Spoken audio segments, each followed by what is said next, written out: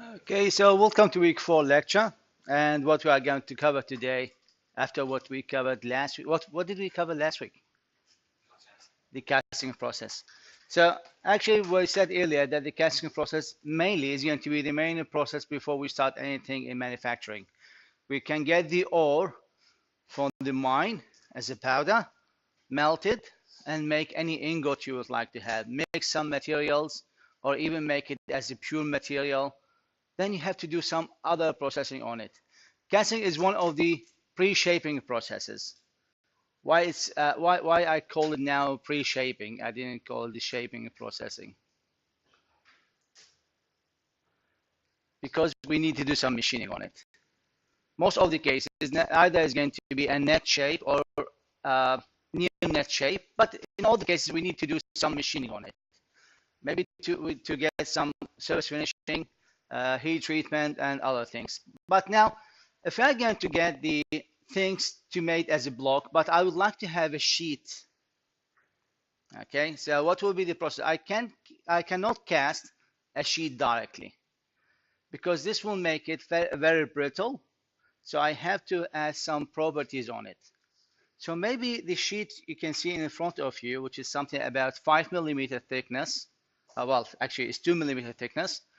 It was actually something about 10 millimeter thickness or even 100 millimeter thickness. Then they keep roll it until we have it at this thickness. That's why it have good properties. Also, what we can see in it that it's punched. It's not drilled, it's punched. And that's what we are going to describe today in the metal sheet working. So what we are going to cover today is the following. First, the fundamentals of the metal forming.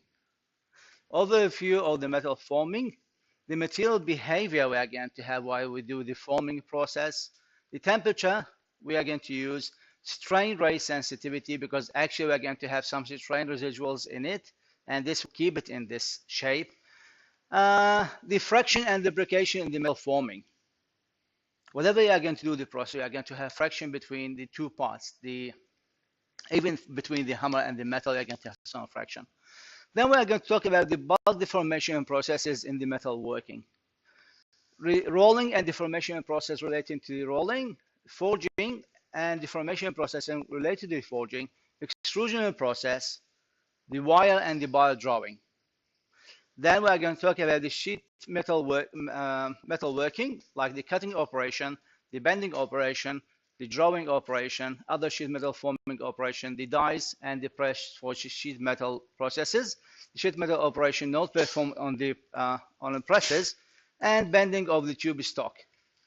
Most of the thing at the end we are going to go to it very slide, because now once again we have something about 90 slide and we have to cover it in, let's say, 90 minutes. But anyway, we are going to cover most of the important thing, and I'm going to highlight once again what are the important points I'm going to cover today. So the stress in the metal forming process are going to be a compressive, tensile stresses, tensile and compressive at the same time, and the shear stresses. We're going to have the compressive in the rolling, forging, and extrusion. I'm roll the material. I'm going to run it between two rolls, multiple stages until I'm going to make it thicker. So I have to compress the material. In the forging process, well, forging is not only just the normal hammering.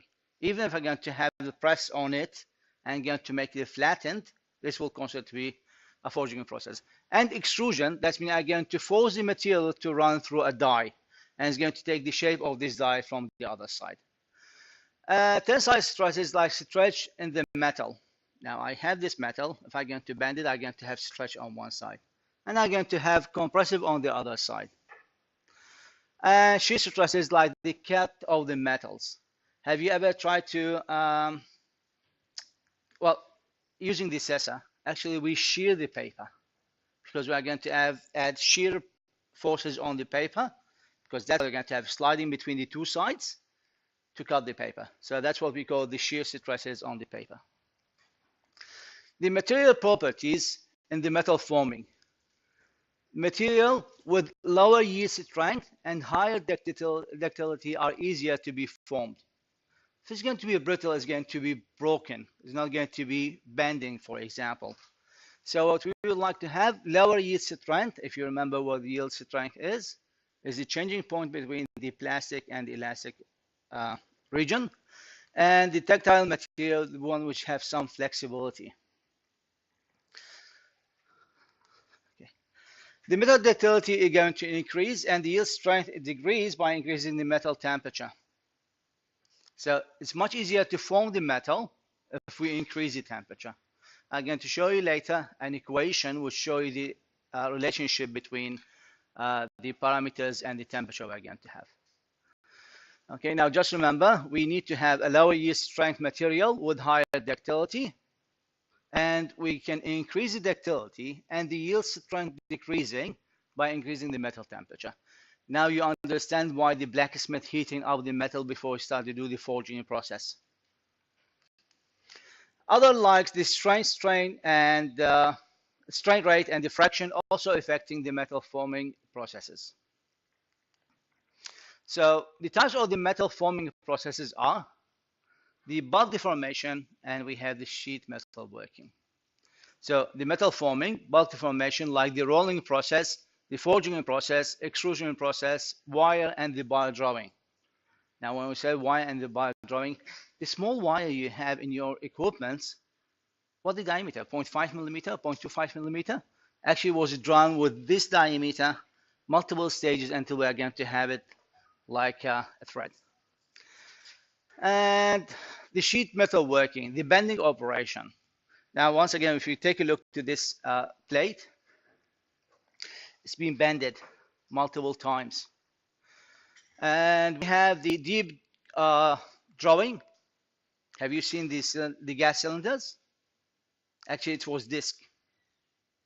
And then we had it as a cylindrical shape by having a process called the deep or the cup drawing.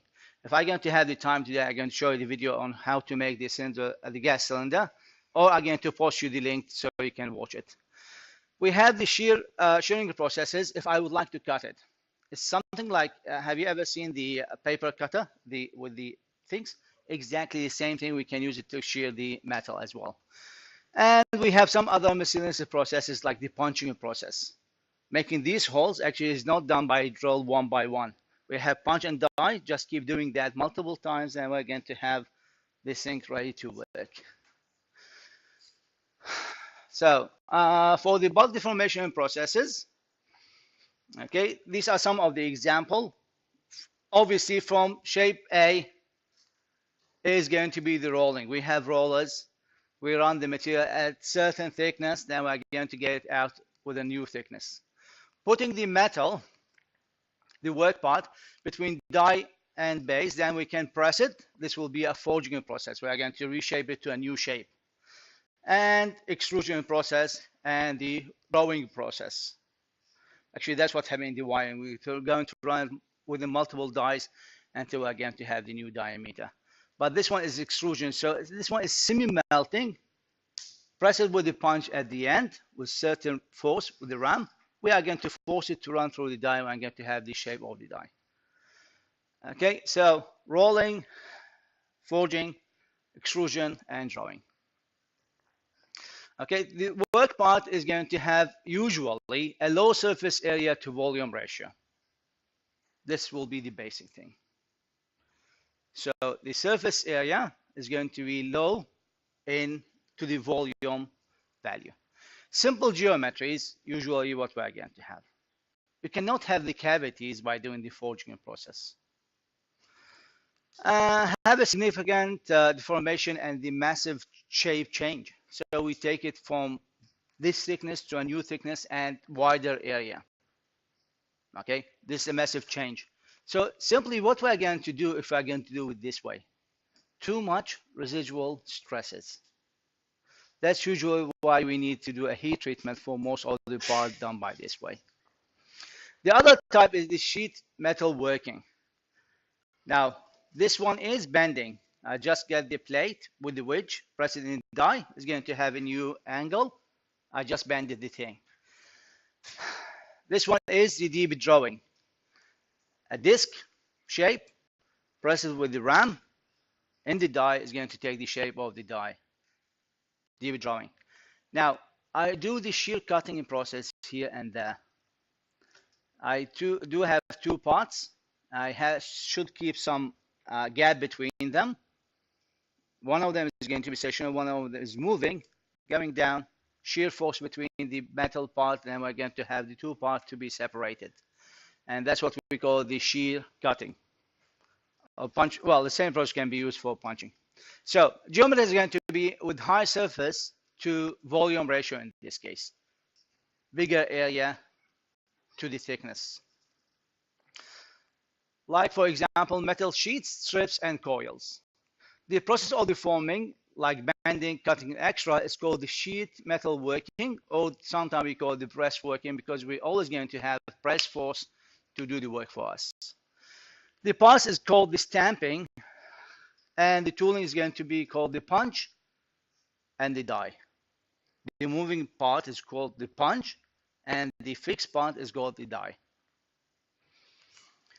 Now, for the metal behavior in the metal forming, we said we need a higher ductile material with low yield strength value. Okay, so plastic region on the stress strain curve is primary interest because the material is going to be plastically deformed. If I'm going to make it elastically, then it's going to return back to sort of to the main shape. So we need to go with lower yield strength. In the plastic region, the metal behavior is going to be expressed by the following curve. The stress is equal to the K multiplied by the strain up to power n. K and n are constants.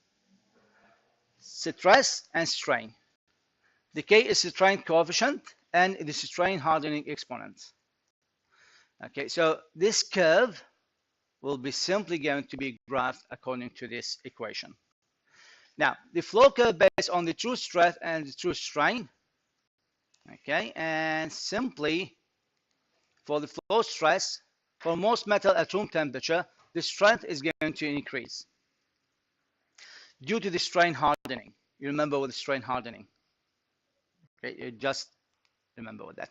The flow stress is the stress that must be applied to cause the material to be deformed at constant strain rate in the plastic range. What the color of this phrase? It's red. It's highlighted. So now you'll understand what is the flow stress meaning. Possible question in the final exam? Oh, I'm not putting the questions for the final exam, by the way, but I remember from the memory in the past 4 years, we had something similar to that. So that's what's happening at the room temperature. Strength is going to increase when the deformed due to the strain hardening, and we said that the definition of the flow stress is the stress that must be applied to cause the material to deform at constant strain rate in the plastic range.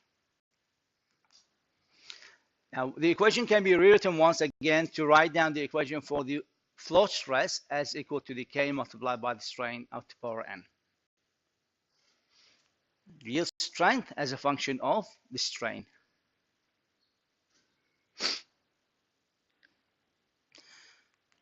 Now, the temperature effect for the metal forming.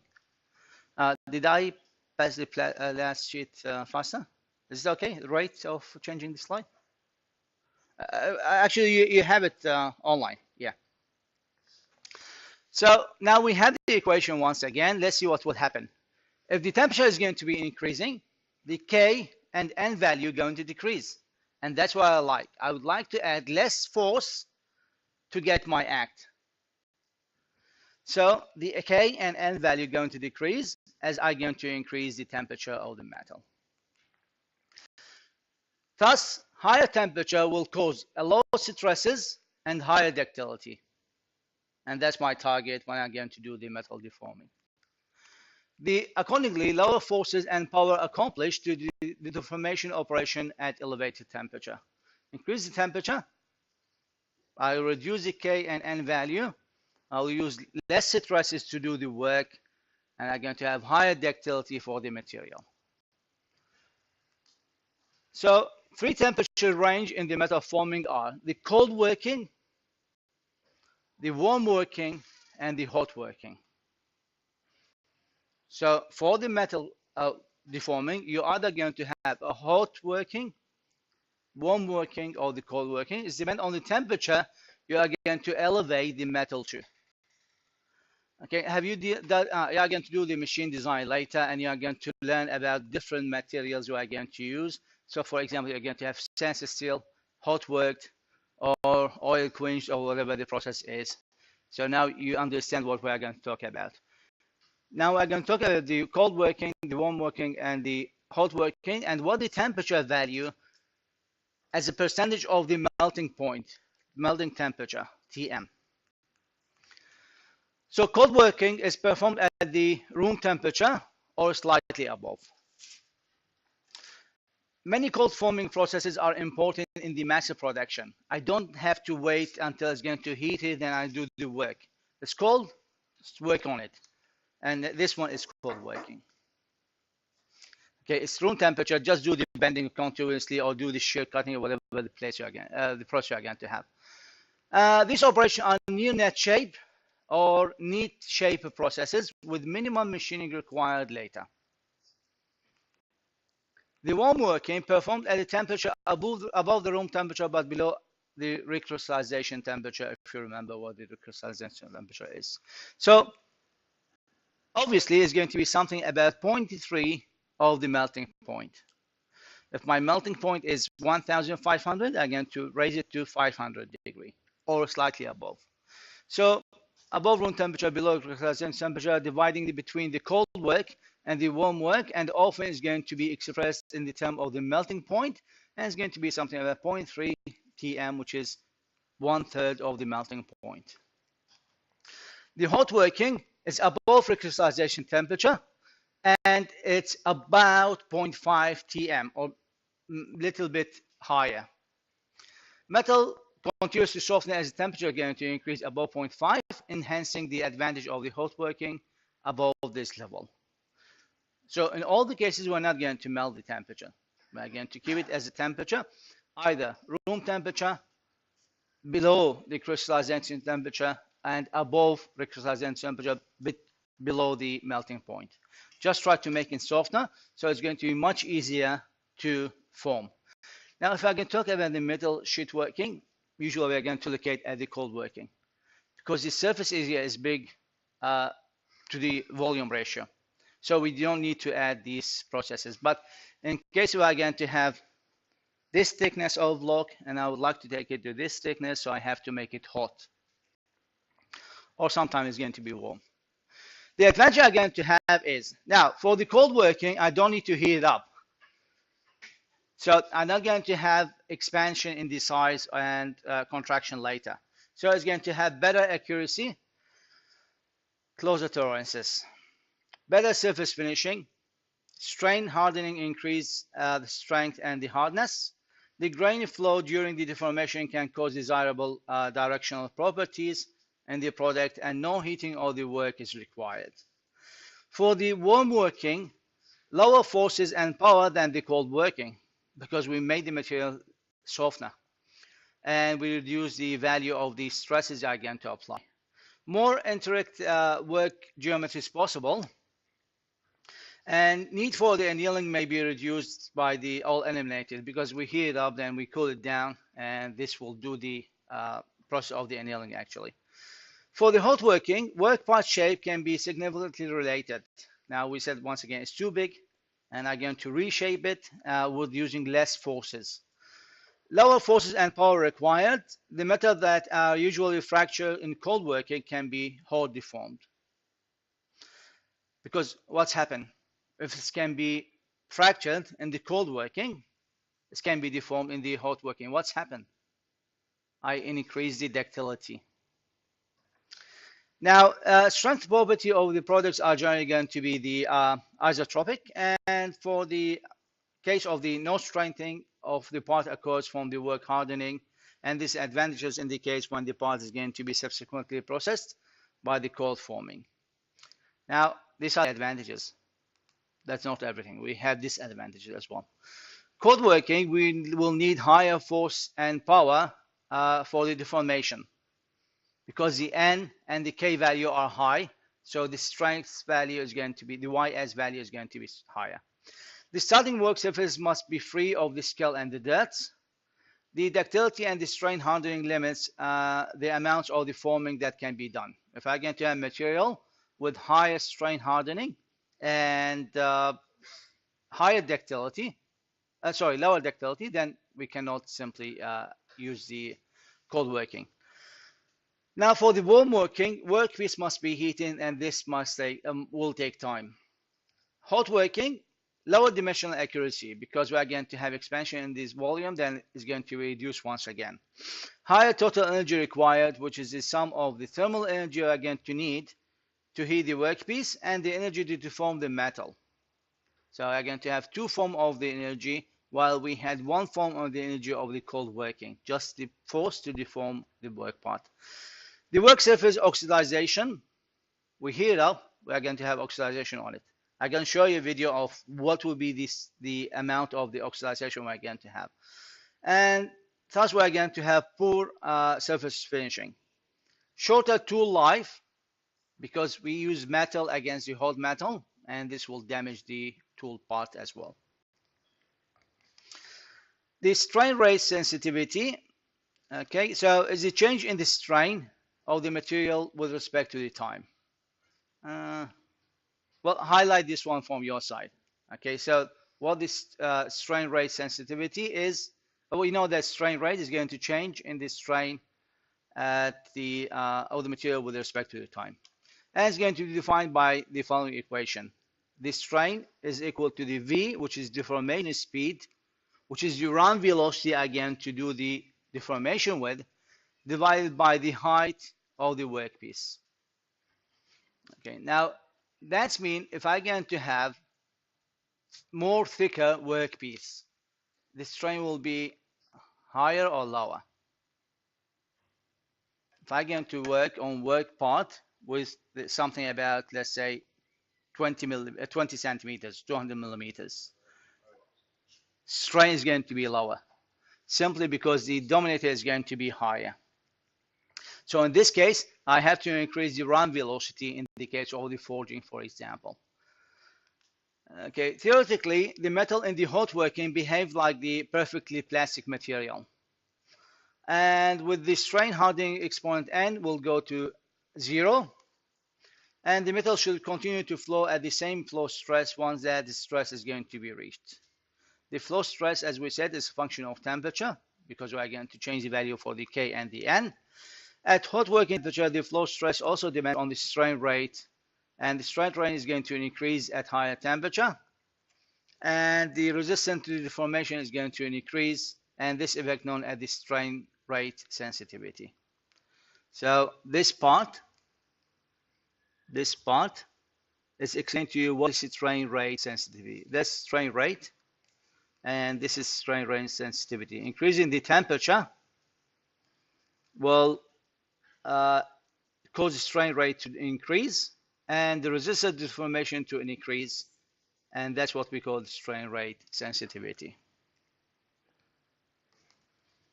Okay, so that's what's happened. And the case of the flow stress at elevated work temperature, we're going to have it as a curve shape, and in the case of the log-to-log coordinates, we're going to have it as certain slope m with the flow stress value of the C, and we're going to see how we can use this one as an equation. So the equation can be rewritten once again to have it as, for the strain rate sensitivity equation, the YF is going to be equal to the C value we're going to have with strength constant, and M is going to be strain rate sensitivity exponent.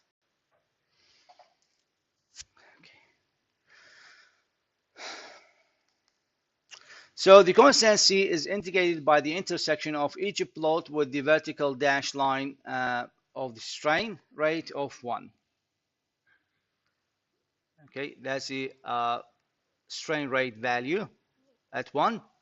And by having the intersection with this line, we're going to get the value of the C. And M, which is the slope of each plot, increases with the increasing of the temperature. So the C is going to decrease each time we are going to increase the temperature, but the value of the N is going to increase with the increasing of the temperature. Now, some observation about the strain rate sensitivity is that increasing the temperature will decrease the C value and increase the N value. At room temperature, the effect of the strain rate is almost going to be negligible. So the flow curve alone is going to be a good representation of the material behavior. And as the temperature is going to increase, strain rate becomes increasingly important in determining for the flow stresses. We're going to have friction in the metal forming, and that fraction is going to be usually between the die, the ram, and the material itself. So in most metal forming processes, friction is undesirable because simply we're going to have resistance in the material to be deformed, as well as we have to add more forces to do the deformation process. So the metal flow is going to be reduced if I'm going to have friction, resistance, and the forces and the power is going to be increased to overcome the friction forces, and the tools are going to wear faster. And of course, this one of the main problems we are going to have, because the investment in the tools are the highest thing you are going to do in this process. The friction and the tool wear are more severe in the hot working as well. How we can overcome this one? Usually we are going to use some lubrication for the metal forming. So metal working lubricants are applied in the tool work interface in many of the forming operation to reduce the harmful effect of the friction. The benefit is reduce the sticking, the forces, power, and the tool wear. And we are going to have, of course, better surface finishing. And we are going to remove the heat from the tooling at the same time. So it's cooling and lubrication at the same time. Now we will come to the processes after we understand the fundamental of this processing. So we are going to talk about the rolling. We saw the operation. We are going to have rollers. The material will go through, reduce the dimension, the thickness, but increase the width. That's obvious. Have you ever tried to do pizza at home? Don't try that at home because it's better to buy it. It's going to be awful if you make it at home. Anyway, when you actually try to roll the base, you are going to increase the surface area, but to reduce the thickness. That's what we do in the metal forming. We are going to talk about other deformation processes related to the rolling. We are going to talk about the forging, which is going to have an impact force to change the shape, and extrusion and the wire and the bar drawing. So definition of the bulk deformation is metal forming operation which cause significant shape change by deforming the metal parts whose initial form is bulk rather than a sheet. Bulk, because we are going to have something about sheet deformation. If it's going to be bulk shape, okay, the initial form is bulk, and we are going to do deforming of metal, which causes a significant shape changes. We are going to call it the bulk deformation process. Starting from cylindrical bars and pellets, rectangular pellets, slab, and similar shapes. And this process is going to have the stress of the metal sufficiently to cause the plastic flow into the desired shape. Performed as cold, warm, or hot working. When you're going to go to Blue Scoop, I forgot about the timing. The visit to Wollongong, when it's going to be? In April, right? Well, this month. Yeah, actually, I'm going to see the process of the bulk deformation for the slab. They're going to cast the metal slab and start to do the rolling until we're going to have sheet on the other end. So the importance of the bulk deformation is in hot working, we are going to have significant shape change can be accomplished. In the cold working, we're going to increase the strength during the shape changes. And the little or no waste, and this is one of the most important processes we are going to have. We are going to reduce the waste of the material because some operation can be net shape or near net shape processes, and the parts will require little or no subsequent machining. And that's what we're going to see in the case of the forging, for example. We can forge the things in between the die and the RAM, and we're only going to have some flash from the side, need to trim, and we're going to have the part ready to be used. So 4 basic bulk deformation processes are the rolling, and usually we start with a slab or thick plate. It's going to be squeezed between the opposing rolls. The forging, where the work is going to be squeezed and shaped between opposing dies. The extrusion, the work is going to be squeezed through an open die, whatever the shape of the die we're going to have. Just squeeze the metal from one side, and we're going to have it the desired section we're going to have from the other side. An example for that, have you seen the beams used in the buildings? The I beam or the T beams? Actually, they have been extruded through a die to have it as section. That's what we call section on the other side. The window frame, if you ever seen what we call the 90-degree section, for the same thing. It's been done by extrusion process. And we have the wire and the bar drawing, where the diameter of the wire bar is going to reduce by the pulling through a die opening. So we have it, for example, 10 millimeter diameters. We throw it to an 8 millimeter diameter die, reduce it stage number 1. It's going to be longer, of course, because if the mass is going to be constant, the volume is going to be changed.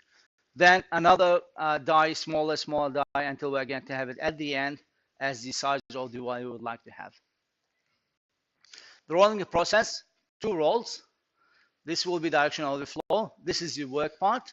Obviously, you can see that this thickness has been reduced to a new thickness. To achieve the deformation, the work thickness is going to be reduced by a compressive forces from the rollers to the part.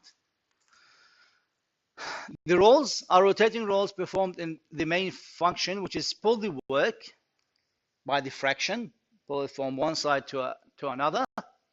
And we are going to squeeze the work to reduce its cross section, because we are going to take it from thicker thickness to a thinner thickness.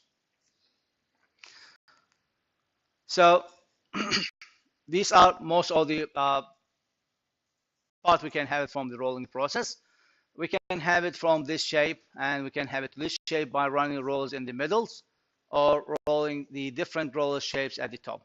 The same thing can be done by extrusion process.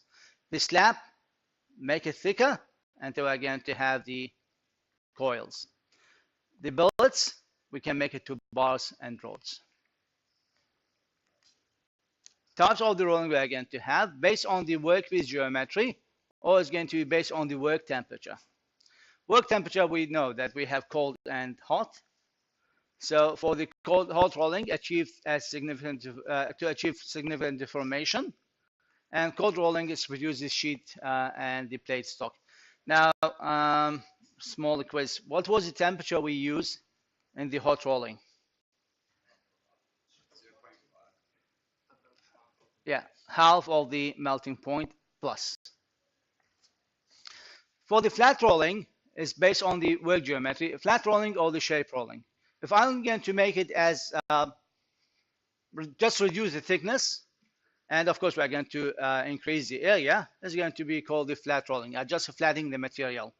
If I'm going to have the shaping of the metal, then I'm going to call the shape rolling, which square across section is going to be formed into a shape such as the I-beam section.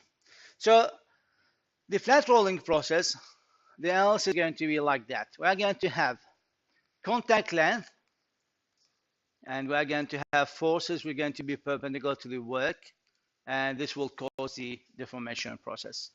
Due to the friction and the movement of the 2 rollers, we're going to pull the part from one side to another. We're starting with thickness TO, which is the original thickness, and we take it to the new thickness, which is the TF, which is the final thickness. We have some parameters like the velocity in and the velocity out. We have P, which is the roll pressure, and we have the roll radius, which is the R, and we said this is the contact area, and we have the VR. So this is the side view. We can see that we have thickness, work velocities, angle of the contact theta of the rolls, and some other features. The draft is the amount of the thickness reduction. Definition of the draft is how much did we reduce the thickness. And this will be the original thickness minus the final thickness. The reduction value is the draft expressed as a fraction of the starting stock thickness, which is R is equal to the draft divided by the original thickness. So what is the percentage of the reduction to the original thickness? You're lucky because you're not doing the calculation this semester. But I think, are you checking the questions we had each week? The calculation one? You have to study this one because you may have one of them as a question in the final exam. It's going to 10% of the final exam mark. Okay, so that's what's happened actually. Now, what's the difference between this one and the normal thing? This one is the shape rolling. You can see that the rollers have a different shape than the flat surface. So we can have, well, this is the bulk. Now we can have, for example, a curved one, or we just reduce the thickness to a new thickness by this way. So for the shape rolling, this to reduce the construction shape such as the I beam, L beams, and the U channels. I see the light anyway. And the rails for the railroad tracks, and round and the square bars and the rods. The work is going to be formed into a countered cross section rather than the flat, and is going to be accomplished by the passing of the work through rolls that have a reverse of the desired shape. Now, what the color we have on this one, by the way? What the colors we have on this one? These are the stresses, okay? And that method which can show me this analysis is called the finite element. And you can find it on the SolidWorks. If you go to the SolidWorks, there's something called the analysis. You can find the finite element analysis for the stresses. The roll milling, it's our equipment with the massive, usually going to be massive and expensive because simply we are going to have the multiple rolls to reduce the thickness by a lot of amount. So you can see that this is the normal one where we're going to have the 2 high for the rolling. Just 2 rollers, take it from one thickness, and we're going to have the new final thickness. And the other one, we may have 3 heights. So the material coming from this side with the original thickness, we're going to have the original thickness 2. Then go through this side, we're going to have the final thickness. So it's going to be reduced in 2 stages. And the 4 high, now what's happening here? Bigger diameters and smaller diameter. So I will, yeah? Yeah, speed it up. Okay. So actually, well, what we're going to have is something like the gear processing. When I get to have the bigger gear, which is going to have higher force, the other one is going to have the higher force, but with higher velocity as well. So 4 high was going to be bang of the roll support the smaller rolls, and if I'm going to have the cluster mill, this one is the cluster mill, similar to this one, but we're going to use 2 rollers instead of 1 to support the smaller one. And we have the tandem roll milling, which is going to be a sequence of the 2 high mills, multiple stages, and we're going to have multiple reduction in the thickness. Now that's roll milling. Okay, if you that's what you're going to see in the blue scope. This is one of the process. So the casting is happening on one side, which is my side.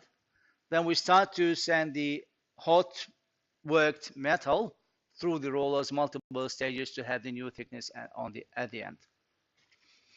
You will have the chance to go at the top here and see what's going on. So the steel blade is seen as the glowing strip at the lower left corner. Other deformation processes related to the rolling are the thread rolling, the ring rolling, the gear rolling, and the roll piercing. So actually these are similar processes. Why we call them the rolling, because always we are going to have a rolling part to do the deformation process. Okay, now this is the thread rolling. How they make the thread? They never cut it on the lathe machine if they have small diameters. So we are going to have two dies. We roll the part within, and within the rolling process, we are going to have the shape of the thread to be printed on the work.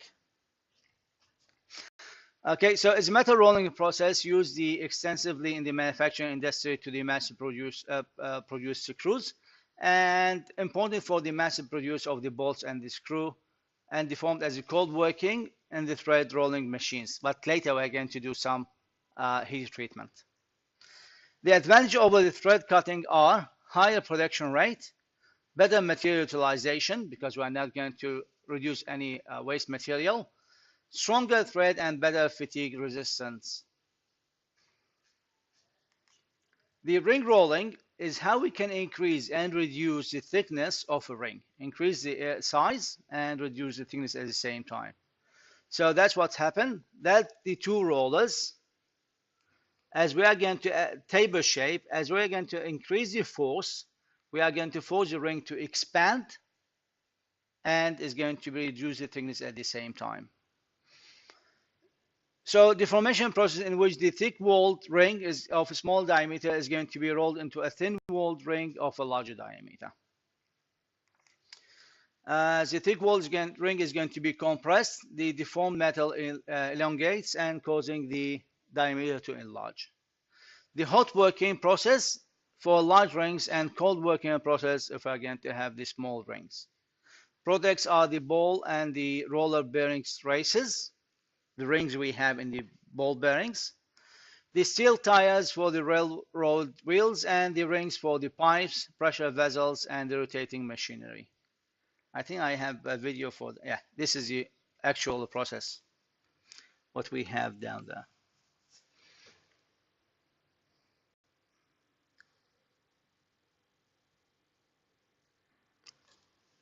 Can you see what he's doing here? He's cooling down the rollers, yes.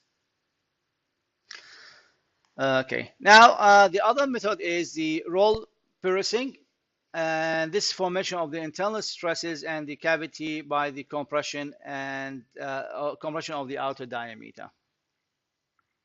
Okay, we are only going to have it as cylindrical parts, and the setup for the process is going to be the seamless of the tubing. So this will be the part we are going to have compression forces at the end. We are going to tensile forces in the middle. We are going to put the mandrel within, roll the metal, force the bar to move in this direction.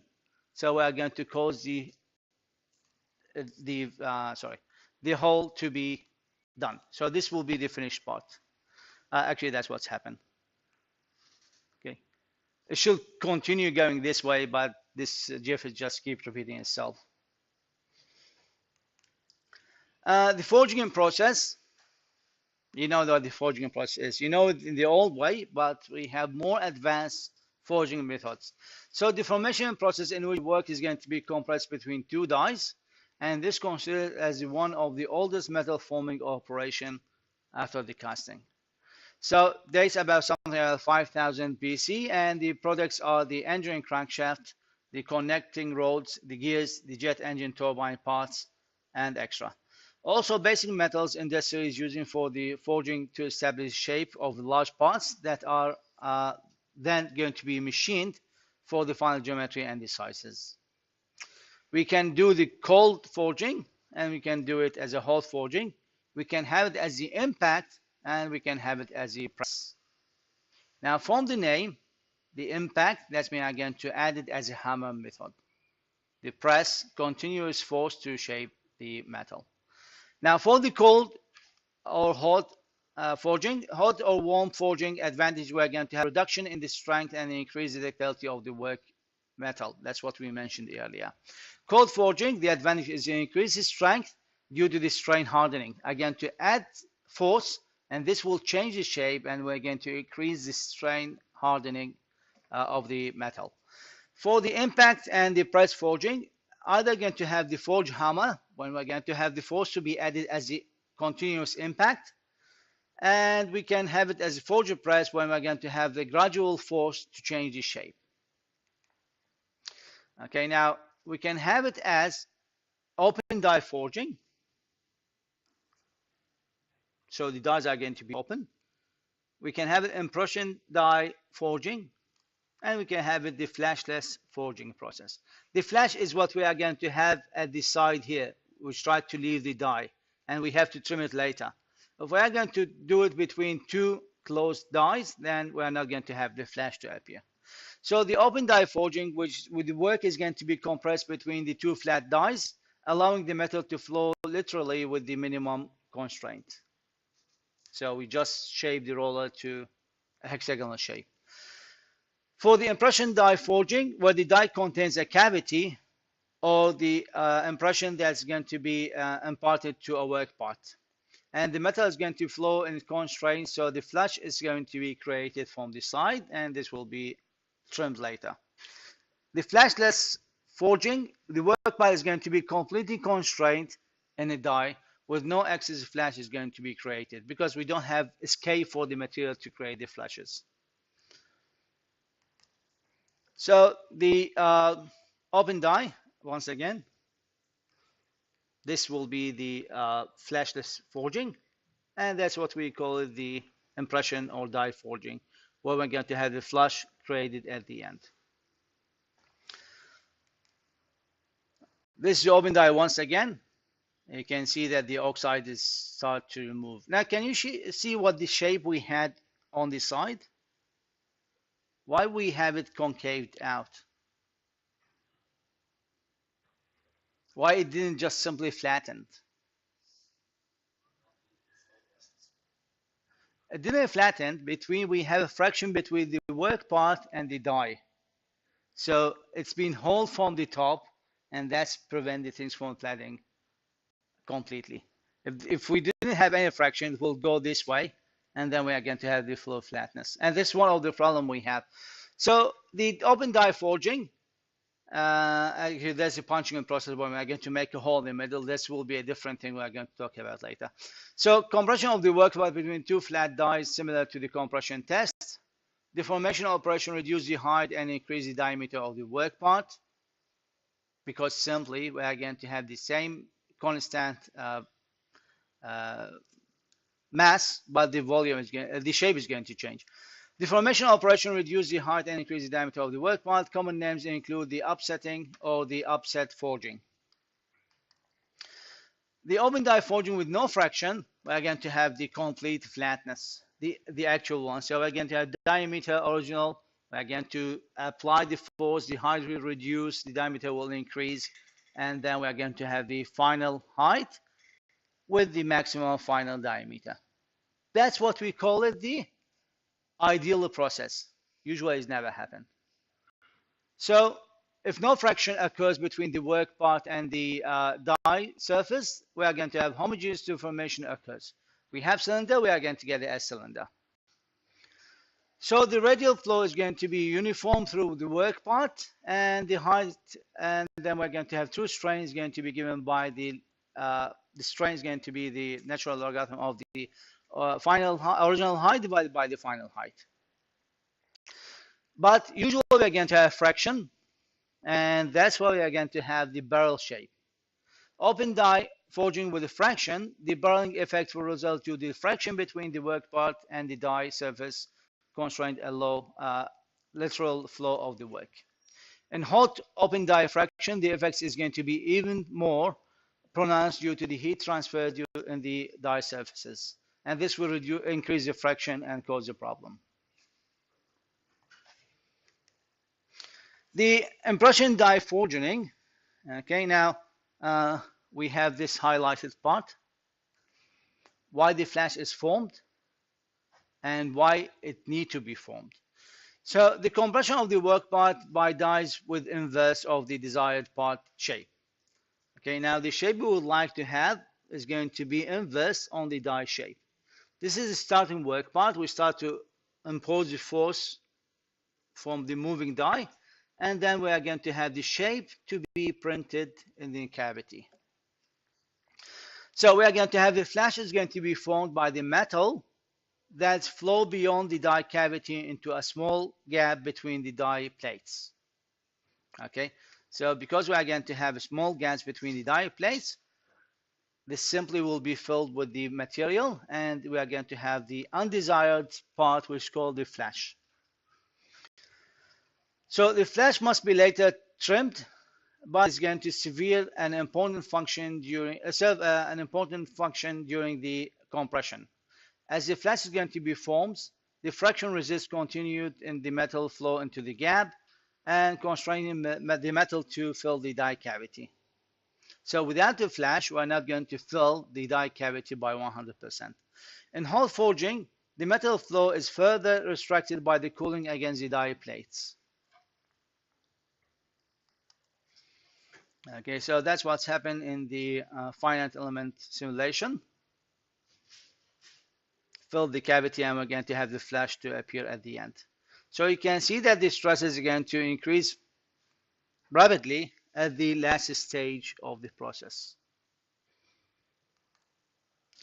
The advantage and limitation of the impression die forging are: the advantage is higher production rates. Just put the metal there, press it, and we're going to have the part ready, trim it, and it's going to be ready to use. Less waste of the material, greater strength, favorable grain orientation in the metal. Limitation, not capable of close tolerances. The machining is often going to be required to achieve the accuracies and the features needed.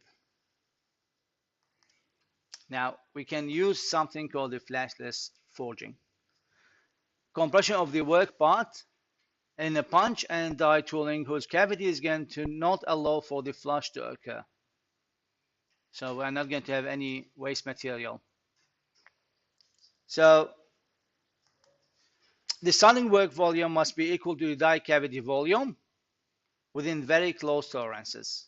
So it's only going to fill what we need, and we're going to have the same volume we need to have for the part.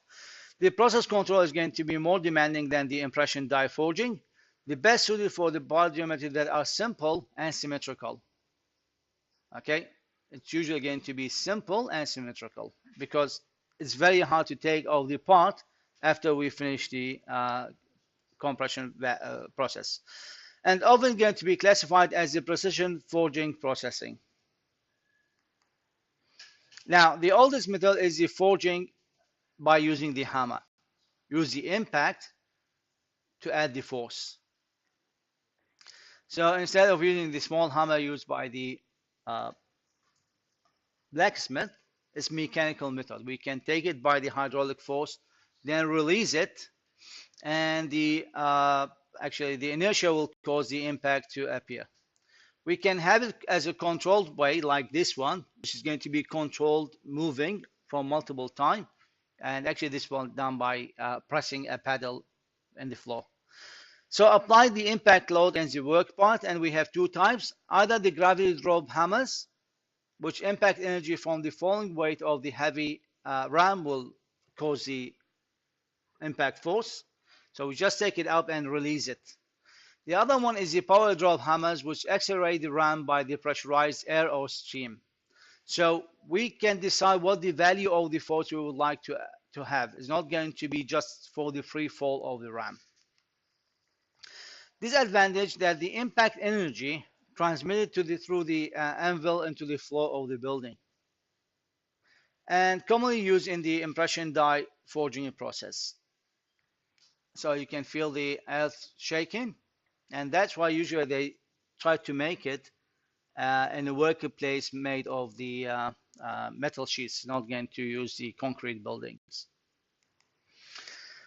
So that's what happened in the forging process when we are going to apply a gradual pressure instead of the impact pressure.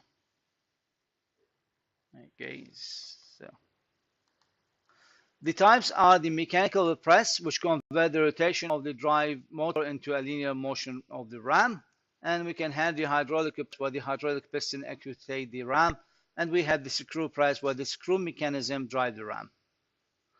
Okay, so most of the cases we are going to have rotational forces and we have to change it into a linear motion. Yes? Anyway, so for the upsetting and heading, okay, now you can see what the process we are going to have at the end.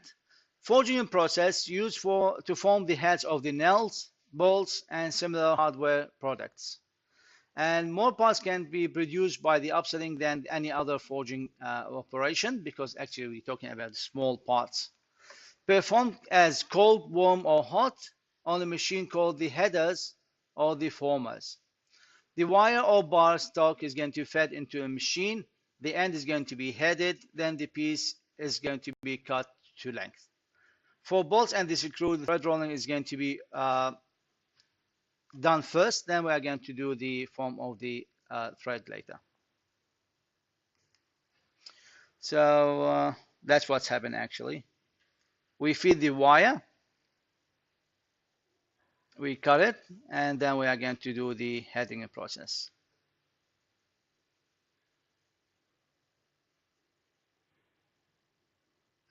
Okay, so simple operation. So the difference between the upset and the heading. So the upset forging is going to form the head on the bolt. The wire is going to be stuck. Okay, feed, cut. Then we have the punch. It's going to push it. Sorry, yeah, it's going to push it, and we're going to have the head to be cut. Usually it's going to be an internal process. While you can see that on the other side, when the heading upset, the heading nail is going to be used to an open die, and we are going to have a round head formed by the punch, and we can have the two heads process like that. So the main difference is that we are going to have a closed die and we're going to have an open die process. Now for the swagging process, we shape all the metal using the swage, which is specially in order to reduce the cross-section area. So actually what we're looking at is the gray part, is not the ram itself. So this will be accomplished by rotating dies that's going to hammer the work part radially inward to taper it. And the piece is going to feed into the work dies. Used to reduce diameter of the tube or solid roll stock, and is going to, the mandrel sometimes going to be required to control the shape and the size of the internal diameter of the tabular parts. So that's what's happened. We're going to have the part is going to rotate. If it's going to be hollow, then we can use the mandrel to go inside. So this game process is going to reduce solid rod stock as well, and die is going to rotate, then they're going to hammer the work part. If the in radial forging, the workpiece is going to rotate while the dies remain in the fixed orientation as they hammer the work. Now the last process we can have is what we call the trimming. Now we had the flashing earlier. No, I don't think this is the last one.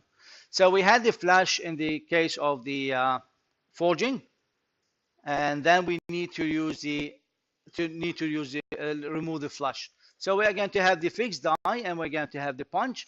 By adding the force, we're going to have the shear cutting to occur to remove the trim instead of doing it, for example, on the milling machine. So trimming is a cutting operation performed on the formed part to remove the excesses material and establish the size. Usually it's going to be done with the work while it's going to still hot. So the separate trimming press is going to include in the forging station. Now the extrusion process, we said we are going to force the metal to go through a die, and we are going to have the shape of the die on the other side.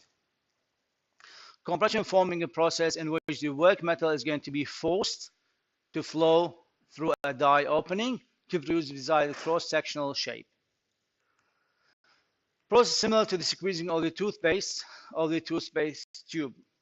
Okay, now if I'm going to have a different shape for the outlet of the toothpaste when I'm going to squeeze it, tabular shape, I can have a rectangular shape, whatever the die shape I'm going to have. In general, extrusion is going to use to reduce a long parts with uniform cross section. So I don't have too much what they call flexibility to change the shape of the part I'm going to make. Usually it's going to be long, the same cross section for the whole process. Two basic types, either is going to be direct extrusion or the indirect extrusion. Now, this one is the direct extrusion. I'm going to have the ram moving, and I'm going to have the die there with a certain angle to reduce diffraction. And the final work shape is going to be similar to the die outlet. Okay. It's also called the forward extrusion. Starting pulse cross the section usually is going to be round, and the final cross section shape of the extrude die is defined by the die opening shape. As the ram is going to approach the opening die, a small portion of the pellets remain that cannot be faced through the die, which is going to be remained here. Now this one is concave shape, so when I'm going to press the ram till the end, it will stop at this level, and I'm going to have some remaining material, which is going to be called the butt. And this must be separated by extruding, by cutting it off just beyond the die exit. The hollow and the semi-hollow shapes can be produced if I'm going to add an extra mandrel to the ram. So different shape depending on the mandrel shape. So direct extrusion to produce the hollow or the semi-hollow cross sections by adding the mandrel.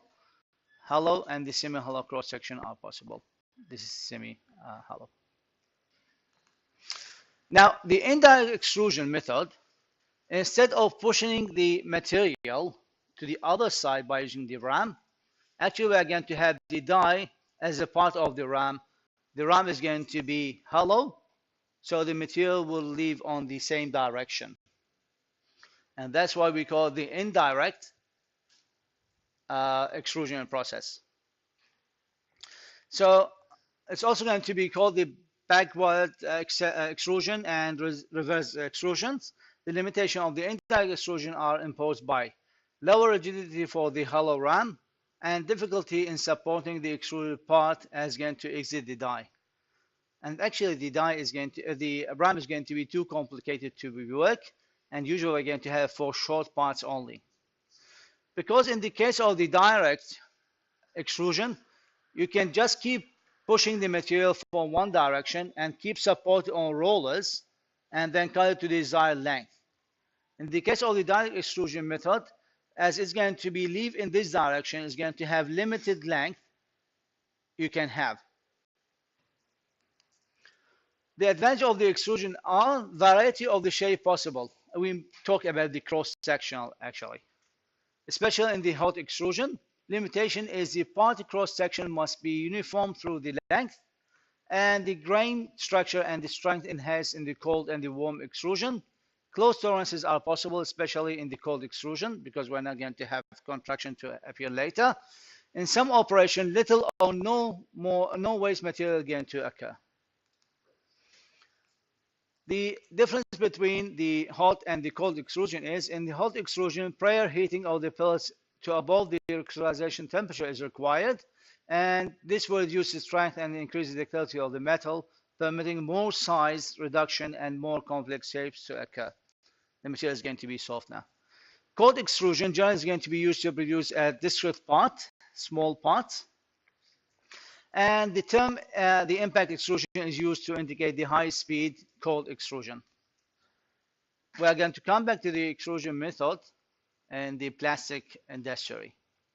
The difference between them is that in the plastic, we just keep feed the material continuously and do the extrusion process. Usually in metal, you are going to be limited within a certain amount of the material. Oh, by the way, for the aluminum, it's very popular way to use the extrusion methods. The aluminum pipe, because it's actually ductile material, it's soft, doesn't require too many force, and it's you can reach the hot extrusion in very low temperature because the melting temperature is low. Now the wire and the bar drawing process. Okay, we call it drawing because we pull it through a die. We just draw it through a die. So cross-section of the bar, rod, or wire is going to be reduced by pulling it through a die opening. Similar to the extrusion process, except that instead of push it, we are going to pull it. Although the drawing is going to apply for some tensile stresses, the compression also going to play a significant role, since the metal is going to be squeezed as it's going to be passes through the die opening. Because we're going to have some forces on the sides, so we're going to have some compression force, and this will cause some tensile stresses at the same time. Now, the reduction in the area in the drawing process is going to be calculated by the R value is equal to the original area minus the final area divided by the original area. What the ratio of the reduction we had in the area. The drawing practice and products. So usually it is going to be performed as a cold working process, most frequently used for the round cross sections. Products are the wire, like the electrical wires, the wire stock for the fins, the coat hangers, and the shaping cards. And also for the rod stock or for nails, like the screws and rivets and the springs. A bar stock, like the metal bars for the machining, the forging, and other processes. So that's the wire drawing process. Usually we're going to have the things going to go in multiple stages. We're going to have the capstan drums, which are holding the multiple loops of the wires. So we roll it before it's going to go through the die, then the next die and next die until we're going to have the final diameter we would like to have. So the wire drawing is continuous drawing machine consists of multiple draw dies, typically 4 to 12. Separated by the accumulating drums in the middle. Each drum provides the proper force to draw the wire stock through the upstream die. And each die is going to provide a small reduction, so the reduction is going to be achieved by the series of these dies. Annealing sometimes is going to be required between the dies to relieve the work hardening.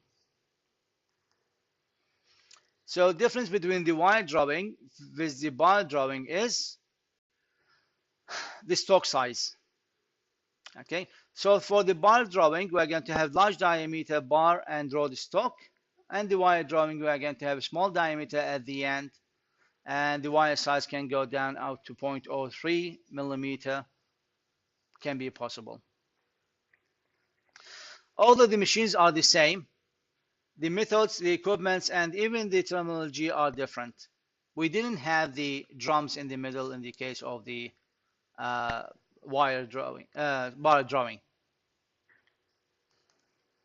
So this is the bar drawing process. Okay, so we have to fix it using the hydraulic cylinder and then start to pull the bar through the dies to get the new diameter. Usually it's going to be accomplished as a single draft operation. The stock is going to be pulled through the one die opening, and the beginning stock has a larger diameter and straight cylinder, and requires a batch type of operation. It's not going to be a continuous one. Now we go to the sheet metal working. Actually, they make the metal, the sheet itself by using the roller processing, doing the rolling multiple times until we're going to have the thin one. Here we're going to talk about, okay, we made the sheet, how we can work on it. So we are going to talk about the cutting operation, the bending operation, the drawing of the sheet, the other sheet metal forming operation, the dies and the presses for the sheet metal processing, the sheet metal operation not performed by processing, and bending of the tube stock. So the sheet metal working defined as the cutting and forming operation performed on relatively thin sheet of the metal. When we talk about a thickness of the sheet, then we go to 0.4 millimeter thickness. Thickness of the plate, everything above 6 millimeter will be considered as a plate. Sheet is something about 0.4 millimeter. Anything below 6 is going to be considered as a sheet. Anything above 6 is going to be considered as a plate. The operation usually performed as a cold working. You don't have to heat it up. Really, you need to heat it up. The sheet and the plate metal parts for consumer and the industrial products such as the automobile and tracks panels, the aeroplanes, and railways cars and locomotives. The advantage of the sheet metal parts are we are going to have high strength, good dimensional accuracy, good surface finishing, relatively low cost, and economical mass production for the large quantities. The terminology is we are either going to use the punch and die tooling to perform cutting, bending, and drawing. We can use the stamping press, which is going to be a machine tool that can perform most sheet metal operations. And we may have the stamping, which is sheet metal products. The basic types of the sheet metal processes are the cutting by using the shearing force, by using the blanking, and by using the punching. So shearing is just separate the large sheets. I want to cut the sheet to a certain sections. I'm going to add the shear force to do that. Actually, we're talking about big scissor. The blanking is to cut parameters out of the sheet metal. I have a sheet, well, this rectangular sheet, and I just need to have a disc here. So I'm going to cut this disc, take this part, I'm going to call this one is a blank. I'm going to use for another process. But if I'm going to make it this shape, I just remove these holes. I'm not going to use the part later. So I'm going to do the process of the punching to make holes in the sheet metals. The bending is training the sheet around the straight axis. Okay, I have this one and bing, I bended the thing. The drawing is forming the sheet in a convex or concave shapes. Okay, just to press it is going to take the concave shape, and I'm going to use it for later application. So the sheet metal cutting, that's what will happen. We have a moving part of the die which is called the punch, and we have the die lower part which is the fixed one.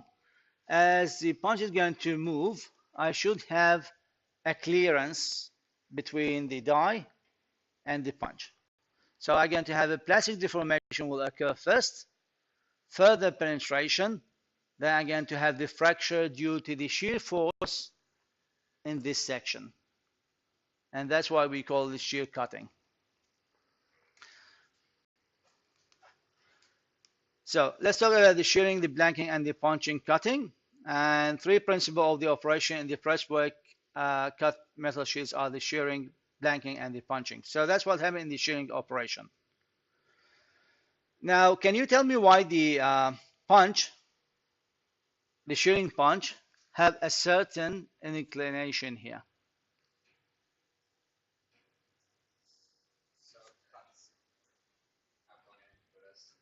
And this will cause, yeah, exactly. You're going to have higher pressure because you reduce the area. The force will remain the same because we're pushing this one with a certain force and certain velocity. But we're going to reduce the contact area from one side, so I can increase the force, increase the pressure at this point, and this will increase the shear force to do the cut.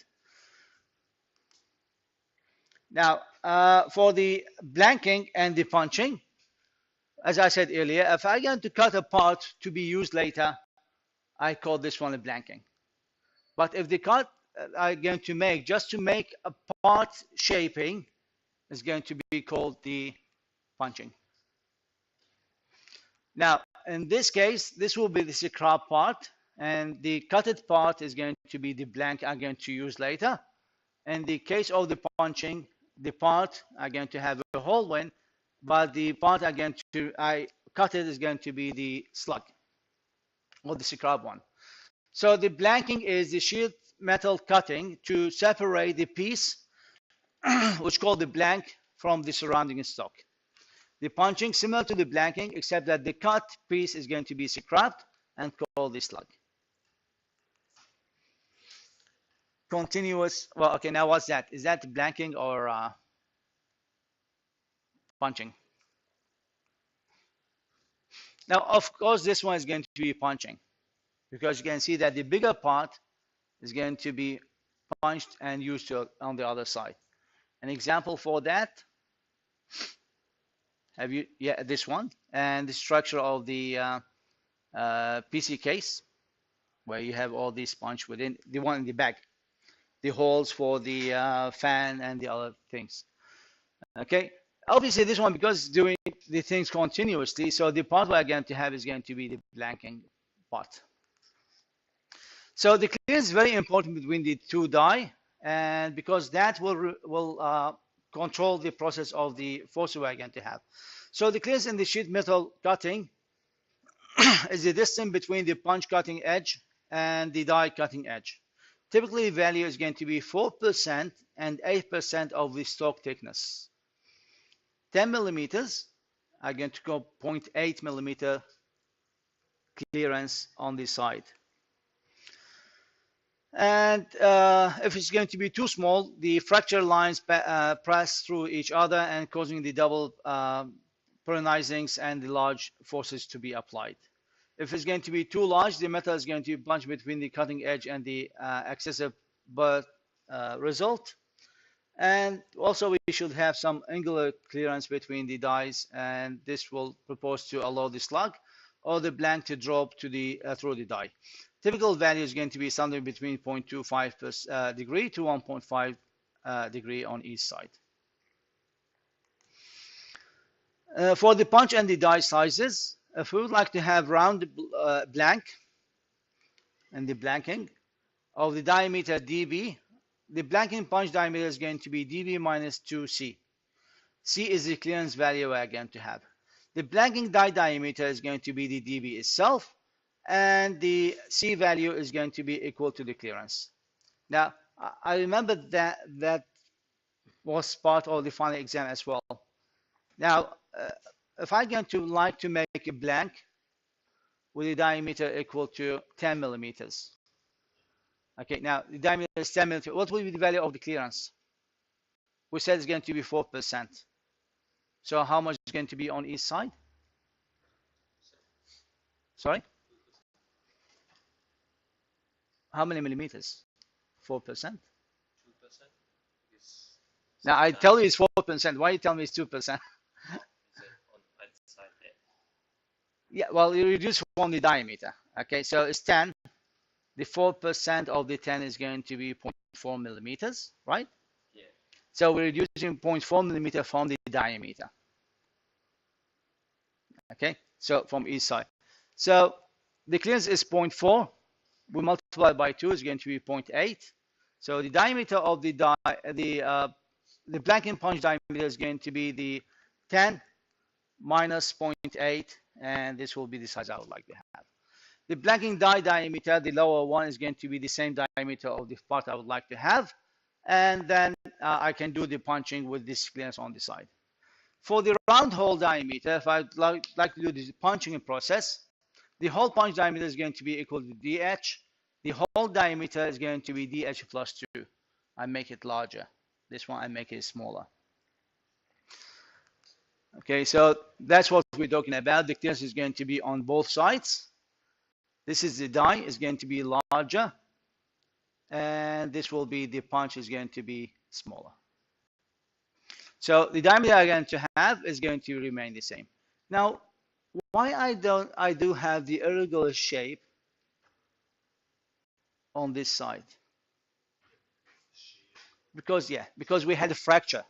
We didn't have the cut. Yeah, it caused a fracture. Okay, so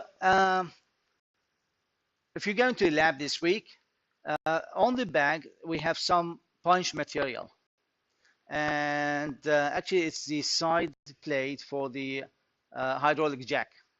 Try to examine the holes we have there.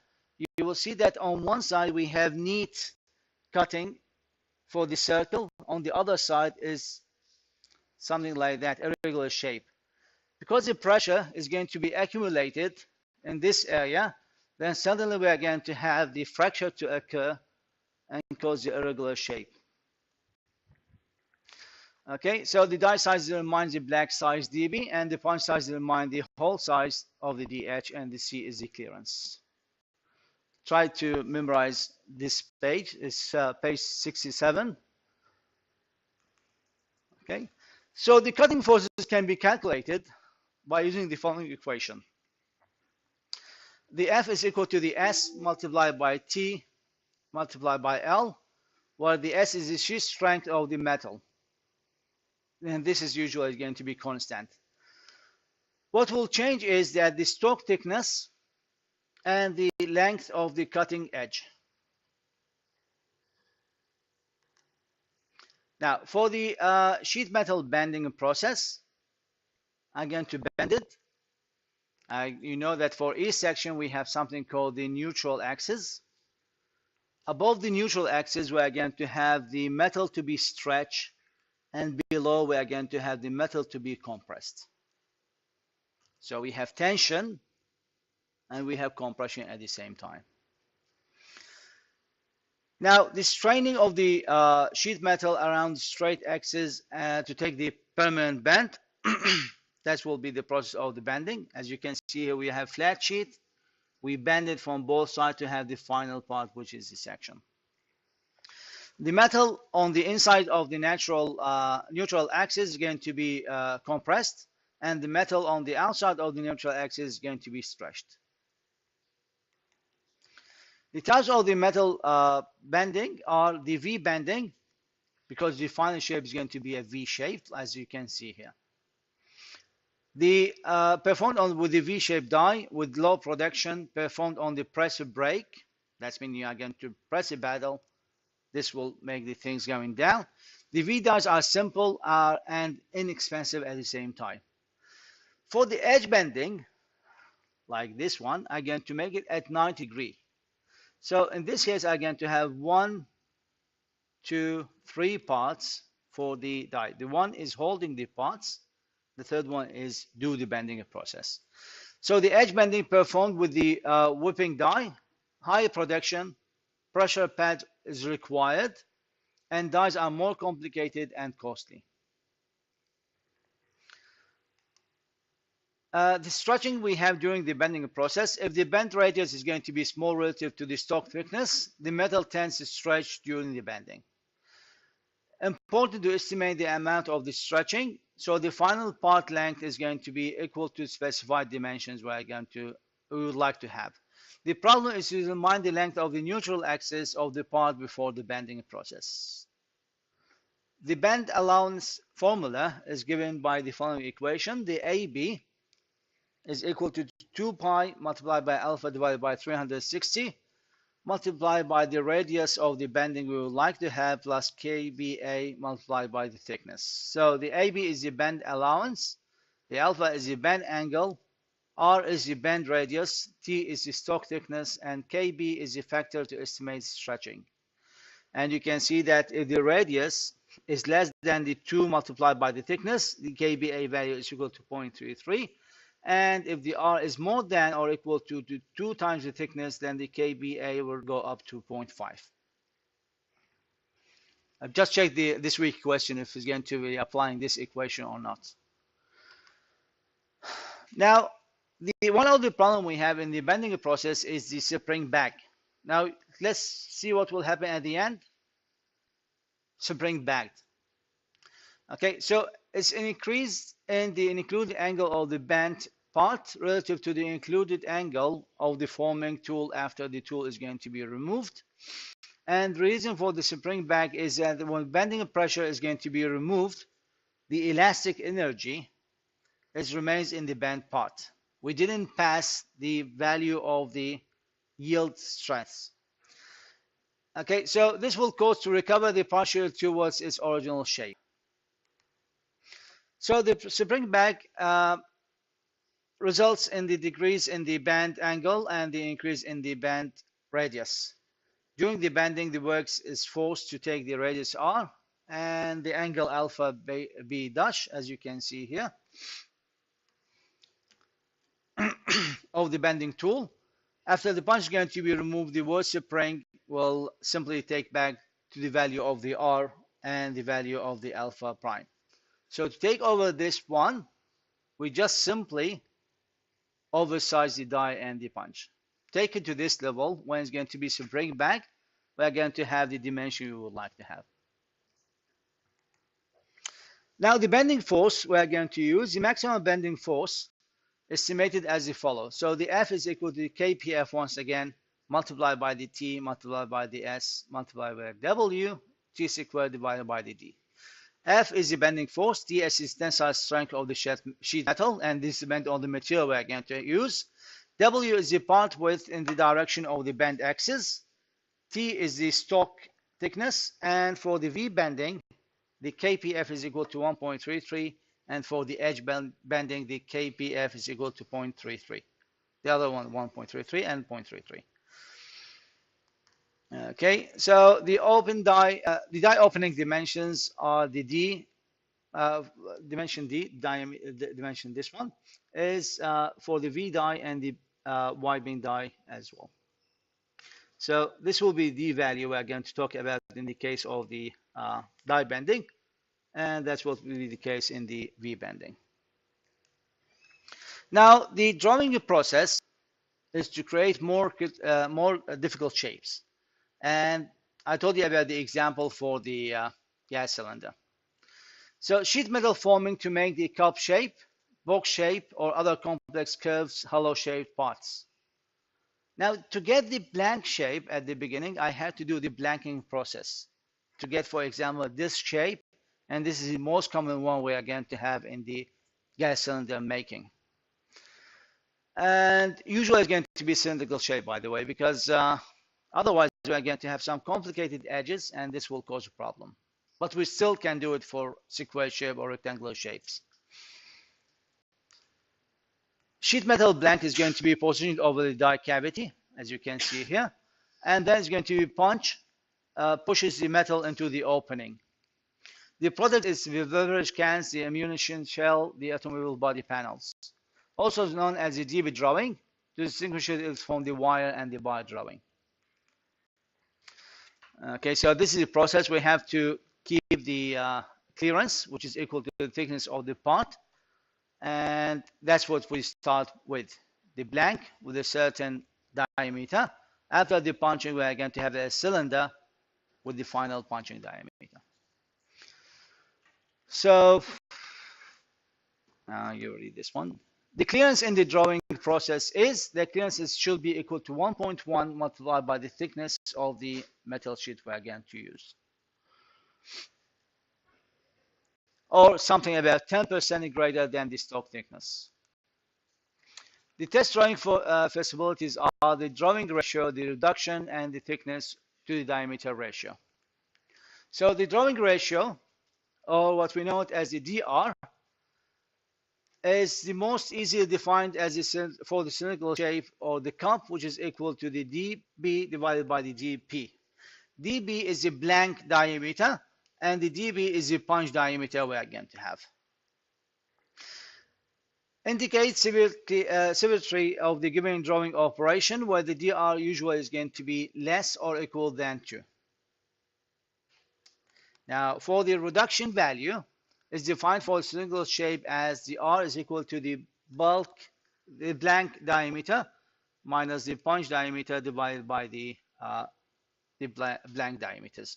And the value should be less than 0.5. Thickness to diameter ratio, or T over dB, is the thickness of the starting blank divided by the blank diameter. And this is desirable for the TdB ratio to be greater than 1%. And as this value is going to be decreased, tendency for the wrinkling is going to increase.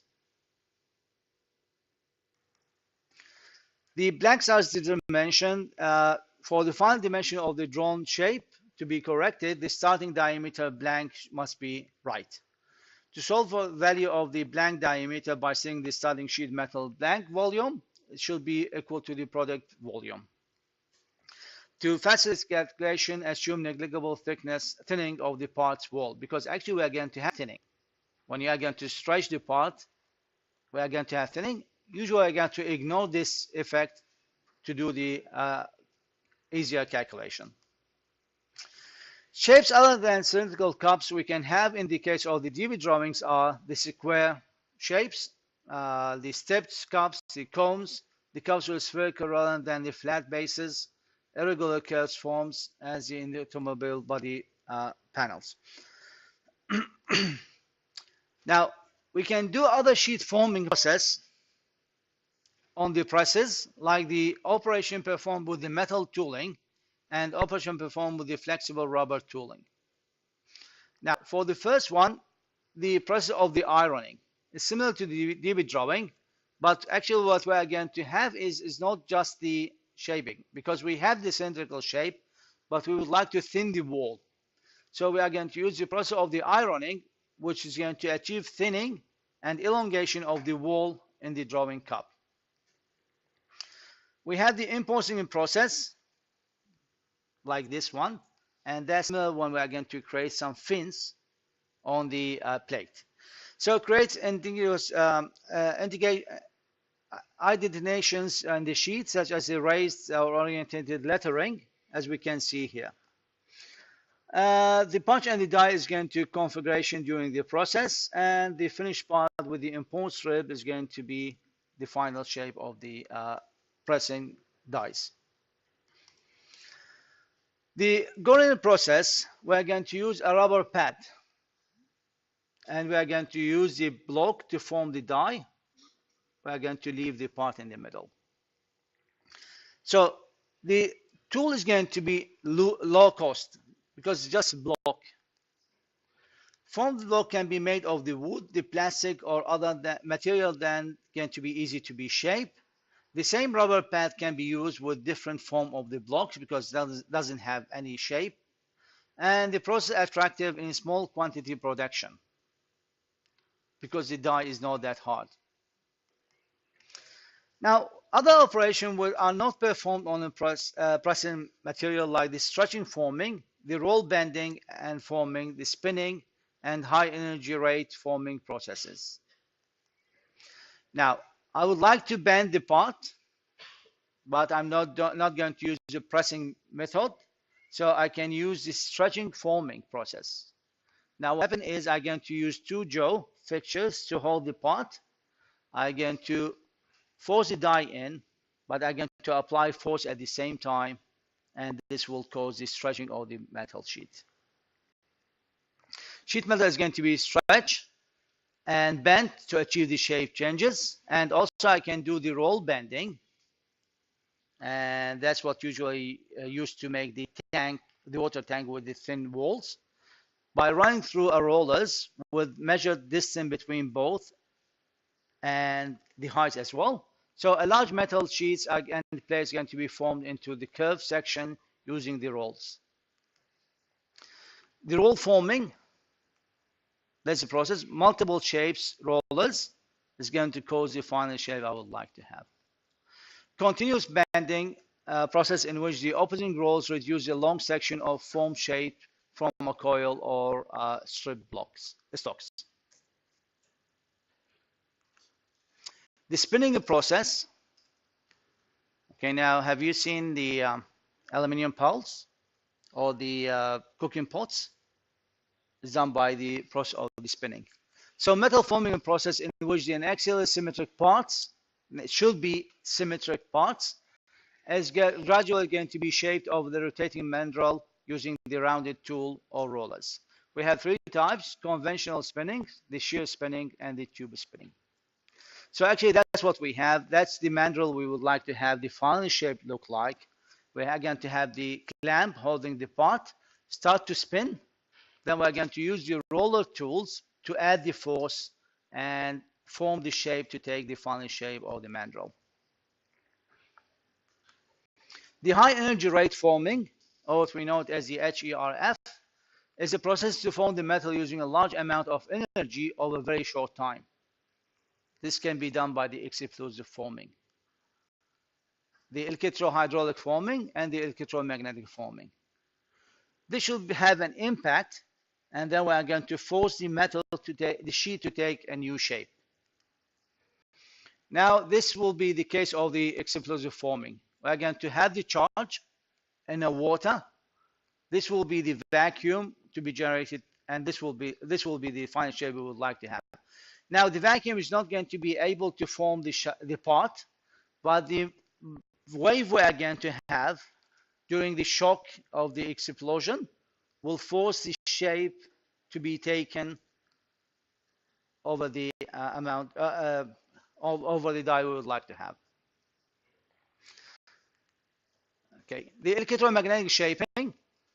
Simply, we are going to have the coil generate a very high amount of the energy, magnetic energy. So the sheet metal is going to be deformed in mechanical forces of an electromagnetic field induced in the work by the energized coil.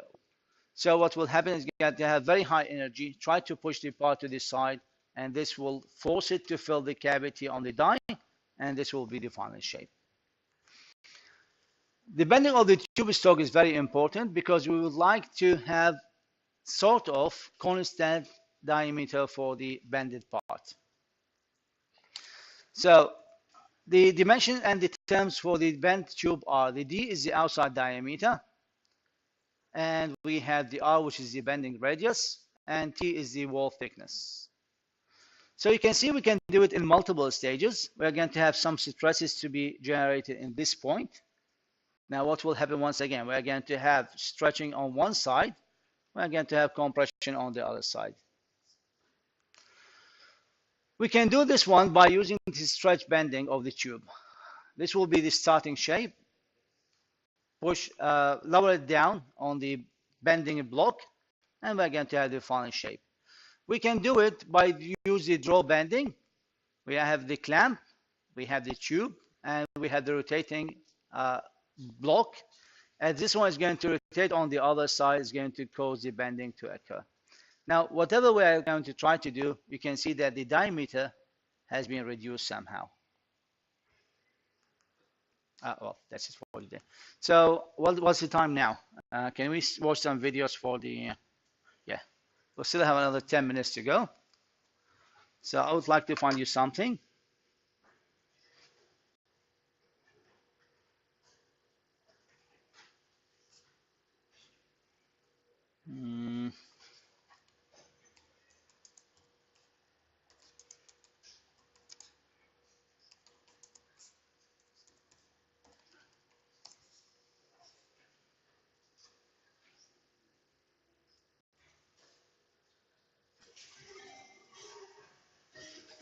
High-pressure cylinders are metal containers designed for storing gases and for dispensing them at high pressure.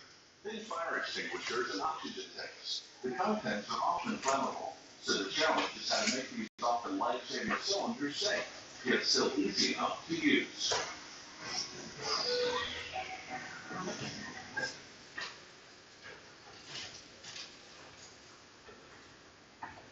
I'm sorry.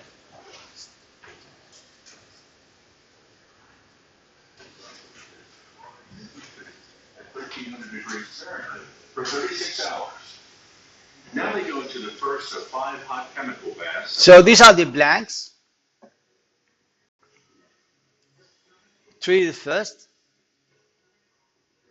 After a quick drying period, each disc moves over a die. This process is known as deep drawing because a series of machines will gradually draw out the disc to the shape of a cylinder. A mandrel press begins stretching the metal, applying up to 800 tons of force, the weight of 2 fully loaded jumbo jets. Shaping the cylinder from just one piece of metal means it'll be seamless, and that's a key safety feature. After the disc comes through, steel jaws clamp down on the mandrel and the cylinder slips off. Now another press stretches it even more. Now this is the ironing process. We thinning the walls and make the part longer. The cylinder goes through as many as 3 presses, each one stretching another 60%. This press forms the closed bottom end into a concave shape. That reinforces the base, helping the cylinder withstand up to 1,000 times more pressure than a can of cooking spray.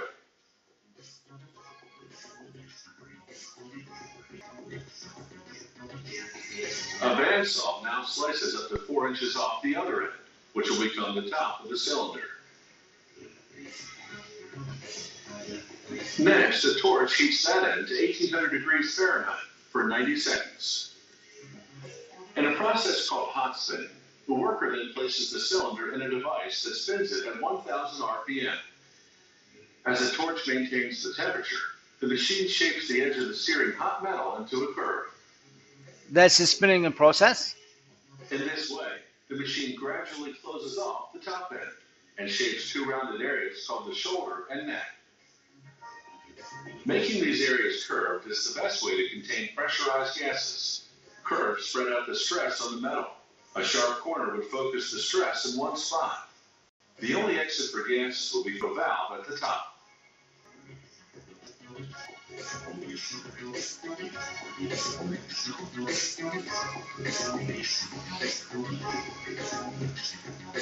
Workers then place 18 cylinders in a furnace heated to more than 1600 degrees Fahrenheit. After 90 minutes, a machine then dumps them in a chemical bath to cool for 6 minutes. The cylinders are then reheated to 1200 degrees Fahrenheit for 90 minutes, then left to cool for 2 hours. These transitions between hot and cold, a process called tempering, strengthen the metal and make it somewhat flexible. A cutting tool carves open the neck and cuts threads inside it. This provides the best seal when the valve screws into the neck. Workers clean the cylinder surface using a process called shot blasting. A machine shoots these tiny steel pellets at the cylinders at very high speed.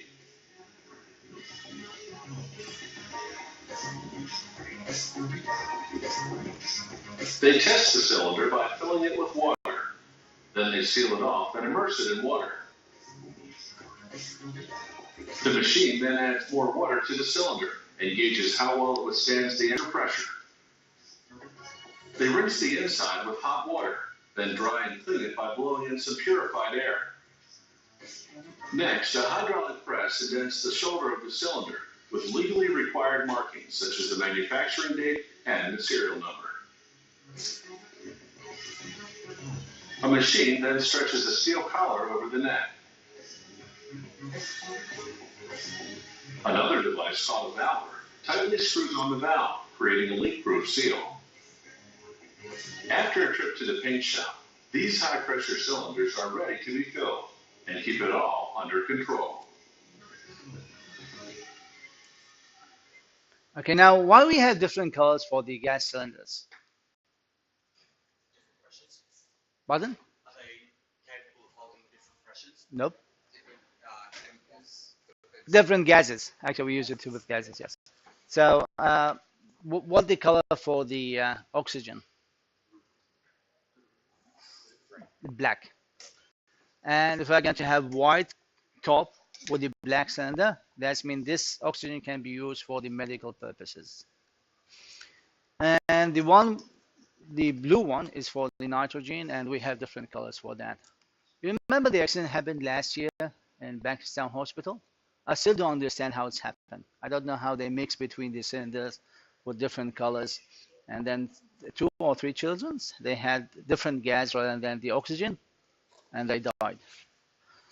Okay, now, if you are going to be quality insurance student, you have to understand what difference between the colors. Also, when you are going to use the acetylene torch for the cutting or the welding, you have to differentiate between the colors. Okay, that's it for today, and thank you very much.